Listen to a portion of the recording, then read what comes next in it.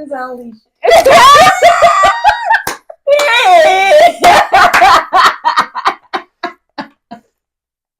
She said, hold up, I like that.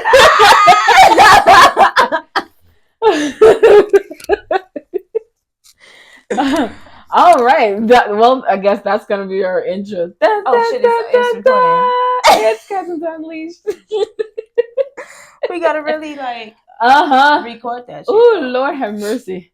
All right. Well, this is the very first episode of Cousins Unleashed.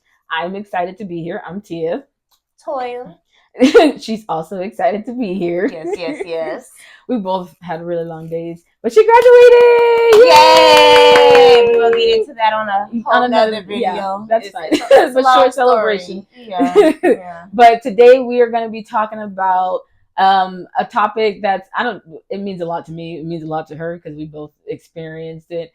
And it's the topic of men's mental health and more focusing on the necessity of the conversation, basically. Mm-hmm. Why we need to be having a conversation about men's mental health because it's traumatizing.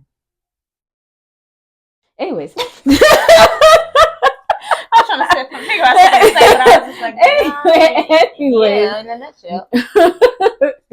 So, I mean, I know we want the conversation to kind of just be loose and natural and stuff like that. But honestly, though, it's a real conversation that needs to be had about the necessity for men to have appropriate mental health, especially in our day and age. Definitely. Because there's so many voices on microphones that are telling men like, oh, women only want you for this, and women are like, we don't want you if you do this. That part. So I'm like, it's confusing for both sides. But today we're just focusing on men. Yeah. Because men need help too. Especially their mental is very important. It's very messed up. Because for the longest time, at least for me, like anytime I ever met a dude, and then like I start hearing like the things that they have to like, not even like the things they have to take care of, but just like essentially like things they've acquired, like a wife, a kid, kids, a car, a house. I'm like, the mental toll that it has to like take on them for them to like think of like, oh, I'm a provider, I have to like do A, B, C, and D, or this isn't being taken care of. Right. Like nurturing your wife and caring and loving on your kids and taking care of the car and taking care of the house. Provider. And then you have to also go to work and do all of that stuff too. Right. So I'm like, that has to take a huge mental toll on them, because I know for women we always are like, oh well, I have to do this and this and this, and our minds are always going, I know my mind is always going, I have anxiety. But I'm like, no one ever really talks about like the mental toll on men. And I've seen grown men like break down crying because it's just so much, and they don't have anywhere to go to. And it's a lot for them because the image of them of being strong, you know, a lot of them don't come into a relationship or a friendship or anything vulnerable. Right. Never. Mm-hmm. And they're never welcomed as being vulnerable. So a lot of things is just like kept in a nutshell, and it builds up. And it's messed up. It is messed up, but hey, general curses needs to be broken. But it's just like how, because a lot of these men is stuck in their ways, and they don't want to be vulnerable because they think it's not the mannish thing. Yeah. Right. Mm-hmm. So vulnerability is seen as a weakness, and then when you do, and it's usually like sometimes if you're met with the wrong response to your vulnerability, it'll make you want to shut down and not try again. Yeah, because people take that for granted. People mistreat it. Mm-hmm. So it's just like, it's no right from wrong in a way. I can't win. I just can't win. But I can't win. But a lot of times too, it's like I said, like if you're met with the wrong response, then you won't want to be open again, as well as when you do start having that kind of mentality and then you take that into other relationships, it kind of becomes an issue when you're not willing to be vulnerable with someone, especially if you're in a relationship with them, but also with yourself, because you don't feel like it's a safe environment. Exactly. But like you were saying, yeah, like you were saying though, like they need therapy and everything like that, and they need to like break the generational curse. And I've come to realize with like therapy and stuff, them curses be cursing.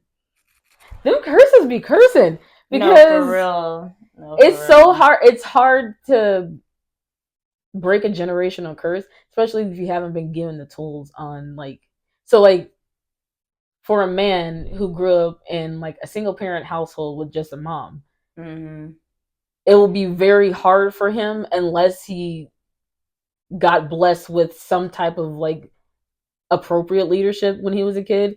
It will be very hard for him to actually be able to have a successful marriage that can last if you've never been shown like what a successful, healthy relationship is. So it's like a lot of them get the short end of the stick. Now, I've met people who've grown up and both parents are there, and then they're just still messed up. They could be better. This is the best way that I can say that. But again, that kind of goes back into like actual family dynamics. That'll be another episode. Yeah, and that's the aspect of growing up in a household where parents are any other, as far as black homes.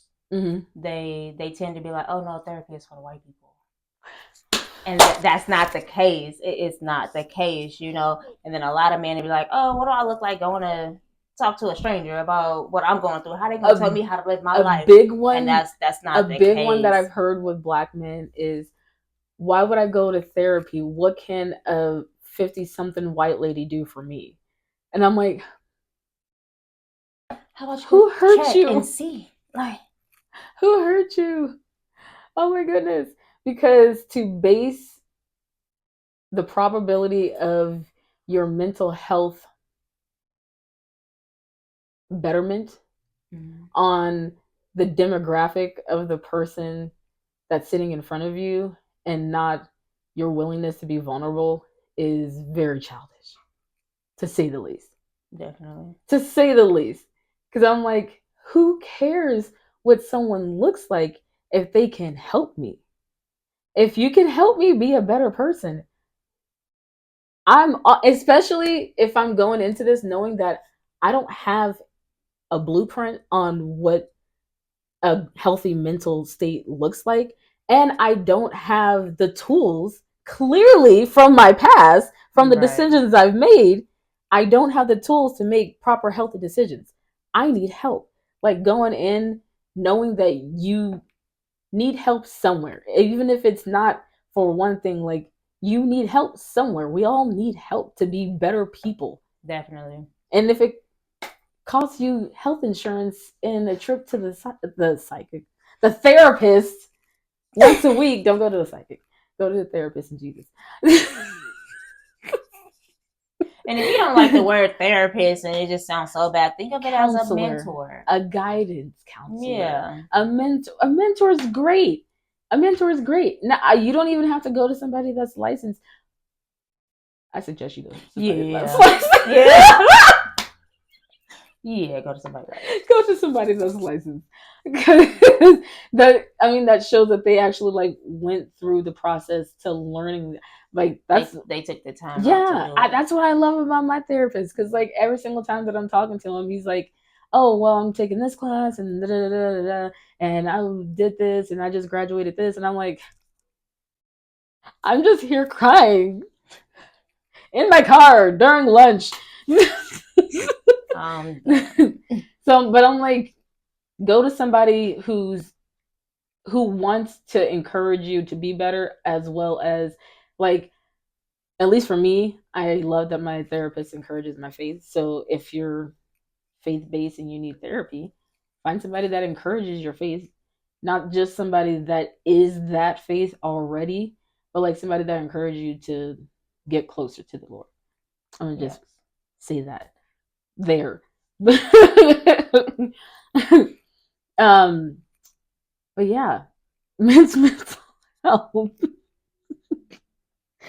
It should be the top priority these days. It should be, and I only say that because, for like because I know if like we post this, it's gonna stir stuff up. Everyone plays an equal part in our society. Yes. A lot of things women have to take care of. A lot of things men have to take care of. Generally, there's an overlap. There's a gray area. Generally, though, for so long, like even advertisements and commercials and like all of that stuff, like for so long, it's been on like creating a convenience for women to get things done like around the house. Because that's where she stayed, was at home with the kids and all of that stuff. Men have worked since the beginning of time. Yeah. Women have just been given this freedom a handful of decades ago. If you actually really think about it, the 1970s wasn't that long ago. Like, women had the right to really work earlier than that. For real, yeah. But like the 1970s wasn't that long ago. That was only 50 years ago. I'm like, my mom was 1972. Like, it wasn't that long ago. So I'm like, women have been given like slow freedoms over the years and decades and centuries. Now we're getting some taken away. But anyways, we're not going to talk about that. But the entire time, men have had to work and always have to be seen as a provider, seen as the breadwinner, seen as the protector, like, all the above. All of these images have been placed on men without their approval, but demands their conformity. Like, you need to do this or you're not a man. You need to do this or you're not a man. You need to provide this.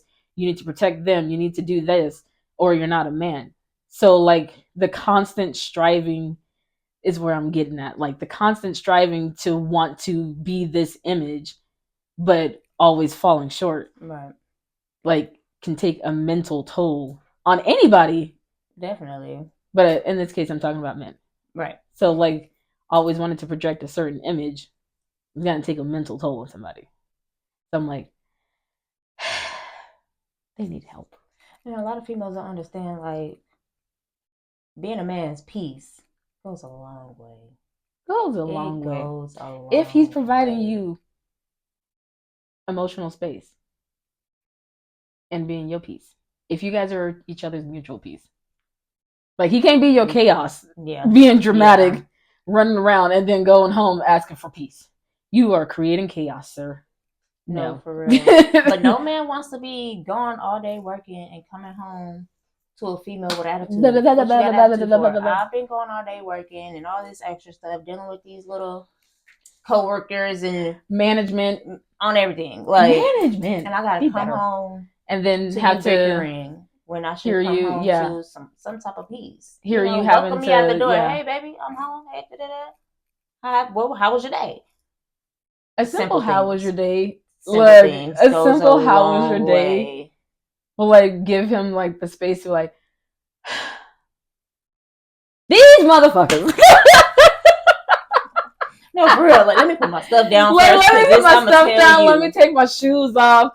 Like, let me take my socks off. Unbutton my pants. Let me just decompress on the couch for 5 minutes, and then you can come over here and give me a hit. I'm just kidding. No, but honestly though, like the same way that women want peace is the same way that men want peace. They want peace of mind in their like security in their relationship. Definitely. Knowing that nothing is going on, clear communication, like that emotional security. They want to have that emotional vulnerability with the person that they're in a relationship with. Hopefully they want that, and if they're asking for that, then it's not really anything hard to give. Though. It's not. People just make it hard. You know, people are just naturally toxic. And be in denial like a mother. What can you say? She's only speaking from experience. You can tell with my tone of voice at that point, like, yeah. But I'm like, it's simple stuff. I'm sorry, that was just funny.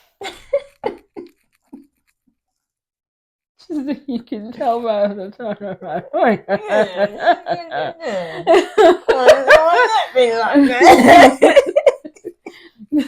But on the topic of mental health of men, like I've had my experience with, I never say like crazy people, just people who could be better. I've had my experience with grown boys. I wouldn't call them men, but I've had my experience with grown boys with bad mental health that really needed the help, and a really good way to guarantee the end of your relationship is to deny the fact that you need help, especially after like something crazy happens, and then to continue to deny the fact that you need help is a really good way to solidify the fact that your relationship would end. To essentially deny reality, to live in the land of Delulu. Yeah. Mhm. Mhm. Mhm. Mhm. Mhm. I wouldn't. Because it's like, if someone is trying to help you, especially somebody that you love and somebody that loves you, and they want to help you, and you're denying that you actually need help. I used to tell my friends all the time, anytime they ever told me anything, and I'm like, yeah, that's a trauma response. That's a trauma response. You don't want to get help. And I totally understand that, because before I started going to therapy and stuff, I was like, nah, it's fine. I'm fine. We're fine. Everything's fine. And then actually realizing like, oh no, it's not fine. I need help. And then you just get help. That's it. It's easy. You're just going to do it. Hey, a lot of people will say it's easier said than done. It is. You really need that support system. You really need that support system. It is easier said than done. Like, changing from always relying on like a trauma response, or always relying on old behavior, and like changing how you respond to things and how you react to things. It's so hard. It's stupid. Like it's so hard. It's stupid. Totally worth it. Dumb as hell. 5 out of stars. Highly recommend. Stupid as hell. No. It is. But it's like, okay. The way that I always describe it is like, someone's telling me to build a house, but you've only given me 1 2x4, a nail, and a hammer. I didn't have the tools. I don't have the tools to build this house properly. So I'm going to therapy to get the tools so I can properly build this house. And then you neglect to tell me that I need a foundation. You just want me to build a house on dirt. So I'm like, that's essentially what I describe therapy as, is like, you're getting tools for your tool belt to build a house. And the house is you. Yeah. Boom.